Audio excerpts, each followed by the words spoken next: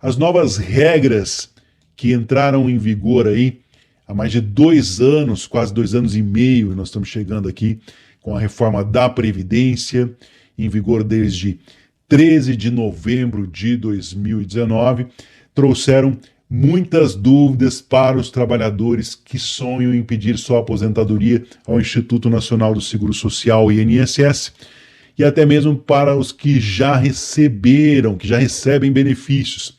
Então, para esclarecer esses questionamentos, eu busquei aqui algumas respostas de especialistas. Nós vamos trazer para vocês aqui fatos reais. Então me acompanha aqui, não esquece de compartilhar. Primeiro, vamos falar aqui sobre um mecânico de refrigeração. Não vou falar nomes, não vou revelar nomes nesse vídeo para preservar identidades. Uma pessoa de 57 anos de idade. Ele trabalhou aqui com carteira assinada de 1982, vou repetir, 1982 até 1999, então ele trabalhou até 1999. Quando deixou o emprego formal, ou seja, o emprego com registro em carteira de trabalho, no ano seguinte ele passou a ser autônomo. Inicialmente, ele pagava 20% sobre o salário mínimo, pagava para o INSS, com a intenção de se aposentar e receber o benefício acima do piso nacional. Em 2021, buscou informações sobre um eventual pedido ao INSS e descobriu que não conseguiria se aposentar com mais do que o piso nacional, mais do que o salário mínimo. Então passou a recolher o mínimo, a alíquota de 11%. Ele fez as contas com os carnês aí de contribuição que ele recolheu e juntou com a carteira de trabalho do tempo que era empregado e acessou o sistema, o site Meu INSS. Ele tem 21 anos e 3 meses de recolhimento. Por isso, quer saber com que idade aí poderá dar entrada no seu benefício, ou seja, quanto tempo ainda ele deve trabalhar. Então vamos lá. A reforma da Previdência estabeleceu uma idade mínima de 65 anos para os homens pedirem o benefício. Mas isso criou aí 4 regras de transição que já podem estar aí para que as pessoas que já estavam no mercado de trabalho. A aposentadoria por pontos, em que se considera a soma da idade com o tempo de INSS pago, a aposentadoria por idade mínima, que exige aí 6 meses a mais a cada ano, até chegar a 62 anos para as mulheres em 2023 e 65 anos para os homens. O pedágio de 50% no caso de quem estava a menos de 2 anos de cumprir o pedido aí de benefício, e exige-se 50%, né, do tempo que faltava. Foi criado também o pedágio de 100%, onde exige-se 30 anos de contribuição e 57 anos de idade mulher, e 35 anos de contribuição e 60 anos de idade homem para os homens, né? E mais o dobro de tempo que faltava para a aposentadoria antes da reforma de 2019. É preciso ver o que é mais vantajoso aí no caso. Simulações do portal Meu INSS podem informar a respeito disso. É a calculadora do Meu INSS. Depois da aprovação da reforma da Previdência de 2019, a aposentadoria por tempo de contribuição, ela deixou de existir, ela não existe mais. Por isso, foi aplicada aí de forma gradual as regras de transição para quem já pagava o INSS. Essa regra serve para os trabalhadores que não seja aí tão prejudicado pelas mudanças da lei. Então, eu posso pedir, né, essa aposentadoria? Eu aconselho que primeiro você vá até a calculadora lá do Meu INSS para ver se esse período já está próximo de conseguir a sua aposentadoria. E na dúvida você vai procurar um advogado para levar a sua documentação, porque para tirar essa dúvida somente venda a documentação pessoalmente, tá? Então vamos lá, mais uma dúvida aqui. Posso ser demitido próximo aí, perto de me aposentar? Tem esse mito aí que a pessoa talvez não possa ser mandada embora do trabalho se estiver perto da aposentadoria. Olha, a resposta é sim, tá? você pode ser demitido mesmo estando próximo aí da sua aposentadoria. Mas o aposentado precisa ter adquirido aí, né, o plano no tempo de serviço junto aos demais empregados, né, e ter descontado parte aí não somente dos exames e consultas durante o tempo de atividade, e pagar aí integralmente o valor ao se aposentar, diz, portanto, aí os advogados especialistas. Então, para garantir, quando você estiver perto da sua aposentadoria, você pode até ser mandado embora, mas você vai ter que receber os seus direitos. Mais uma dúvida: posso acumular benefícios? Posso receber mais de um benefício? Olha, um direito de pensão por morte aí do cônjuge ou companheiro, mesmo acumulando com a aposentadoria aí pelo seu trabalho, mas a reforma da Previdência, ela foi feita aí, lá em novembro de 2019, existe um critério de acumulação com redução da renda do valor menor, é exatamente isso, tá? A situação é a seguinte: isso quer dizer que, no caso de acumular pensão por morte com uma aposentadoria, o segurado vai ficar com a renda mais vantajosa no valor integral. O valor que for maior, ou da aposentadoria ou da pensão, vai ser mantido. Sobre o outro benefício, haverá um cálculo com redução progressiva, distribuída de acordo com as seguintes faixas. Primeiro, 60% do valor que exceder um salário mínimo até o limite de 2 salários. Segundo, 40% do valor que exceder 2 salários mínimos até o limite de 3 salários. E terceiro, temos aqui 20% do salário mínimo que exceder até 3 salários mínimos até o limite de 4 salários mínimos. E, é claro, quarto, 10% do valor que exceder aí 4 salários mínimos. No caso da pensão por morte, além do redutor de acumulação do benefício, existe ainda a regra que diminui a própria pensão, que deixou aí de ser 100% do que o segurado ganhava.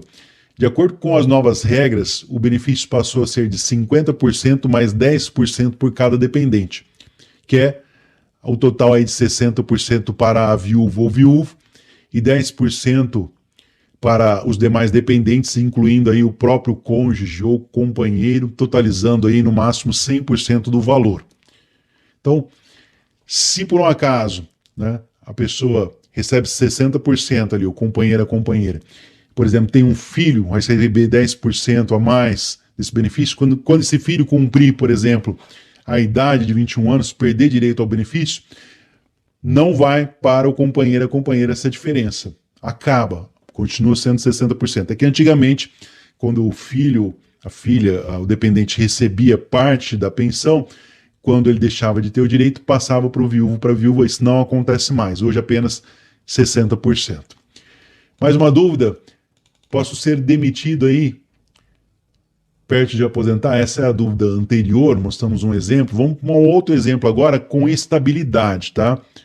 A estabilidade do trabalhador em vias de se aposentar depende da convenção coletiva de cada categoria. Como vocês viram, você pode ser demitido sim, né, quando estiver perto da aposentadoria.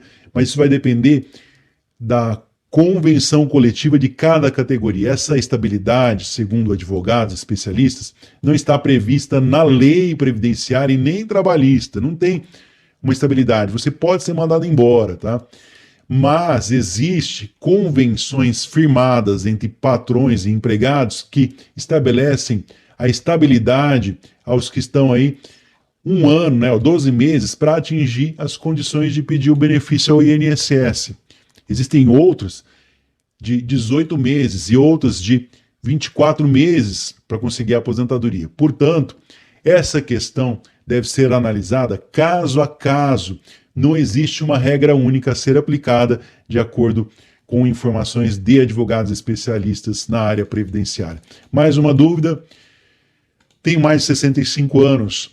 Tenho que declarar o imposto de renda? Então vamos lá. Se é aposentado, ou se a aposentadoria, o aposentado aí, estiver dentro do limite de isenção do imposto de renda, em princípio, né, não precisa declarar. Quem teve rendimentos no ano maiores do que R$ 28.559,70, o ano base de referência, deve prestar contas. Vale destacar que esse aposentado que tiver em seu nome aí terá que declará-los no imposto de renda, mesmo estando dentro do limite de isenção. É a afirmação que nós temos. Nesse caso, está obrigado a declarar quem tinha bens entre 31 de dezembro de 2021, como um imóvel, um valor acima de R$300 mil, ainda é obrigado a declarar, né? Ainda deve apresentar a declaração quem teve 40 mil em rendimentos isentos, não tributáveis ou tributados exclusivamente na fonte. Então tem que tomar cuidado, mesmo que você for isento, tiver imóveis acima de 300 mil até dezembro de 2021 e ainda apresentar a declaração se tiver até 40 mil em rendimentos isentos ou não tributáveis. Tem que declarar. Mesmo sendo aí, ter mais de 65 anos, é obrigatória a declaração nesses casos. Mais uma dúvida aqui. Dona de casa pode ter direito à aposentadoria? Olha, para ter direito à aposentadoria do INSS, a dona de casa precisa pagar, contribuir para a Previdência Social com uma alíquota que pode ser de 5% sobre o salário mínimo. E se ela pertencer à família de baixa renda, isso equivale a R$ 60,60 por mês em 2022. Vale destacar aqui que nessa modalidade é preciso que a dona de casa esteja inscrita no Cadastro Único de Programas Sociais do Governo Federal, o CadÚnico, tendo sua solicitação aí atualizada nos últimos 2 anos. Sua renda familiar deve ser de até 2 salários mínimos, ou seja, R$ 2.424, valores recebidos aí do Bolsa Família não entram nesse cálculo da renda. Além disso, a dona de casa não pode ter renda própria de nenhum tipo.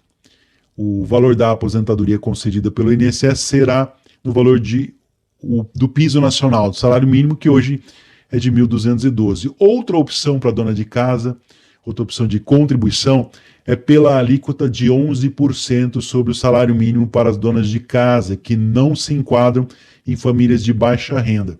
O recolhimento aí de R$ 133,32 por mês em 2022, sendo também de um salário mínimo o valor do benefício pago pelo INSS. Mais uma dúvida: convém pagar a mais, recolher mais INSS? Eu ouvi esse mito aí, as pessoas estavam próximas de se aposentar, antigamente pagavam mais INSS. Será que isso realmente funciona? Muitos trabalhadores que se aproximam da aposentadoria têm dúvidas sobre recolhimentos. Vale a pena aumentar a minha contribuição faltando pouco tempo para a aposentadoria? A resposta dos especialistas é: depende. Por que depende? É necessário fazer cálculo do impacto do aumento da contribuição que fará no resultado final do benefício. Vale lembrar que com a reforma da Previdência promulgada ali em 2019, o cálculo da aposentadoria passou a considerar 100% da média de todos os salários de contribuição de julho de 1994 em diante. Assim, aumentar a contribuição faltando pouco tempo talvez não faça diferença significativa na média final. Uma dúvida aqui, próxima aqui para encerrar, tem mais algumas dúvidas para nós aqui, mas eu acho que essa dúvida muitas pessoas, né, elas têm, principalmente as pessoas que têm algum problema de saúde e conseguiram um benefício do INSS. Incapaz para o trabalho. É verdade que o INSS não transforma o auxílio-doença em aposentadoria por invalidez, atualmente chamada aí de aposentadoria por incapacidade permanente, se a pessoa ainda for jovem? Então vamos lá. De acordo com informações, isso não é verdade, tá?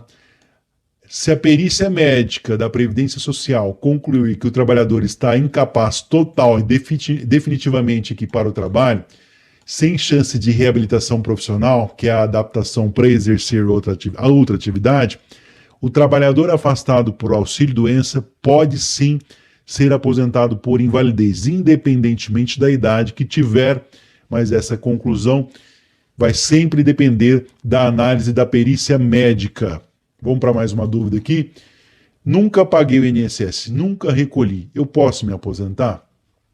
Olha, nunca contribuí com o INSS, mas ouvi dizer que posso receber um salário mínimo de benefício. É verdade? Olha, tem direito de receber a ajuda de R$ 1.212 em 2022, pago pelo governo, as pessoas que têm deficiências, independente aí da idade, ou os idosos de 65 anos ou mais, que comprovem não ter meios de prover a própria subsistência ou de tê-la provida por sua família. É preciso ter uma renda familiar por pessoa de até 25% do piso nacional, ou seja, cada pessoa da casa não pode receber mais do que R$ 303, ou até metade disso, do salário mínimo, 50% do salário mínimo por pessoa da casa, R$ 606, se for comprovada a necessidade de gastos com medicamentos, fraldas, alimentação especial, dependência de terceiros. Mais uma dúvida. Fui jovem aprendiz, estagiário. O período trabalhado como jovem aprendiz em empresa conta como tempo de aposentadoria? Olha, segundo advogados especialistas em previdência social, sim, esse período estava registrado como vínculo empregatício, né? Aí você vai ter direito, mas é necessário que esse período estivesse registrado com vínculo empregatício. Vou repetir. Então, o estagiário pode até considerar esse tempo para aposentadoria se esse período estiver registrado com vínculo empregatício. O tempo de um trabalhador aí que passou na condição de aluno-aprendiz de uma escola técnica conta também, serve para a contagem do tempo do INSS, desde que o jovem tenha recebido um material didático, uniforme e outros materiais às custas aí do orçamento do governo, tá? O tempo de estágio, no entanto, não conta como tempo de contribuição. Tem que lembrar aqui, não vai contar como tempo de contribuição. Então, somente é contado, para você que trabalhou como estagiário, se houver contribuição, ou melhor, se tiver vínculo empregatício. No mais, se não tiver vínculo empregatício, só é contado como tempo se for escola técnica, né, aluno aprendiz, vai servir como tempo de contagem de tempo do INSS, desde que tenha recebido material didático, uniforme ou outros materiais aí custeados pelo governo. E o serviço militar? Serviço militar como tempo de INSS, será que conta? Outra dúvida muito comum entre os trabalhadores em vias de se aposentar é o tempo em que prestou serviço militar obrigatório. Será que conta para o efeito de aposentadoria? É reconhecido pelo INSS? Segundo advogados especialistas, a resposta é sim. O tempo de serviço militar conta como tempo de contribuição, sendo necessário ao trabalhador apresentar o documento de reservista no momento de pedido do benefício ou certidão de tempo de contribuição, e se esse tempo foi superior a 1 ano. A explicação, portanto, dada por advogados. Empresa onde você trabalhou, ela faliu, e agora, na hora da aposentadoria? Para fins de aposentadoria, é necessário ter um início de prova material contemporânea à época da atividade. Como, por exemplo, a carteira de trabalho, ficha de emprego, recibos de pagamento. Se o período de trabalho estava no sistema do INSS, o CNIS, mesmo que a empresa tenha falido, o tempo será considerado. Somente será necessário buscar documentos se o vínculo estiver rasurado na carteira de trabalho ou informações estiverem incompletas no cadastro do INSS. Caso não estejam completas, peça o extrato analítico do FGTS na Caixa Econômica Federal. O extrato do FGTS vai ajudar você. Dívida após morte. Essas dúvidas aqui, depois eu vou fazer vídeo separadamente, mas são dúvidas que eu recebo praticamente todos os dias aqui nos comentários do canal. Se eu morrer, meus herdeiros vão continuar devendo a pagar aí os meus empréstimos consignados, empréstimo com folha de pagamento? Vai ser descontado da pensão por morte o que eu deixar aí para a mulher ou para o marido, né? Ou os filhos?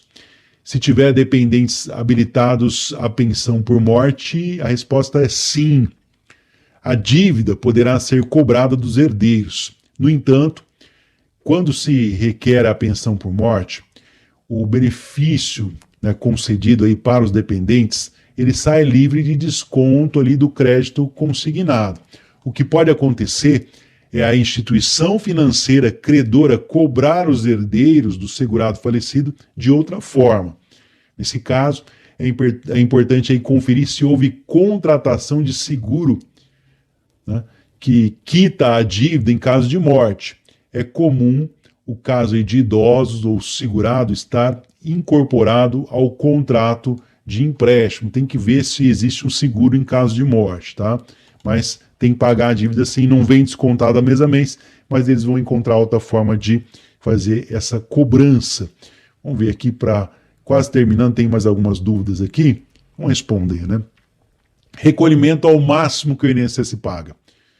Recolhimento no teto. Durante muito tempo, recolhi o INSS sobre o teto. Hoje recebo pouco mais que um salário mínimo. Qual a razão? O motivo de um aposentado que pagou contribuições maiores receber pouco mais do que o piso nacional depende do cálculo da aposentadoria. Pode ter sido aplicado o fator previdenciário, que é um redutor de benefício de quem se aposentou jovem, mesmo após anos de trabalho. Os recolhimentos maiores também podem ter sido feitos aí antes de 1994. É preciso fazer uma análise para saber se o cálculo da renda inicial, o RMI, está certo ou errado. Além disso, os reajustes de benefícios maiores nos últimos anos têm considerado apenas a recomposição da inflação. Por um período, o mínimo teve aumento maior, um ganho real. Isso gerou aí um achatamento da renda de quem ganha mais que um salário mínimo. Então, infelizmente, pode acontecer sim. Mais uma dúvida: contribuições além das necessárias. Eu posso me aposentar e continuar trabalhando e recolhendo o INSS? Isso vai aumentar o valor da minha aposentadoria depois? Então vamos lá.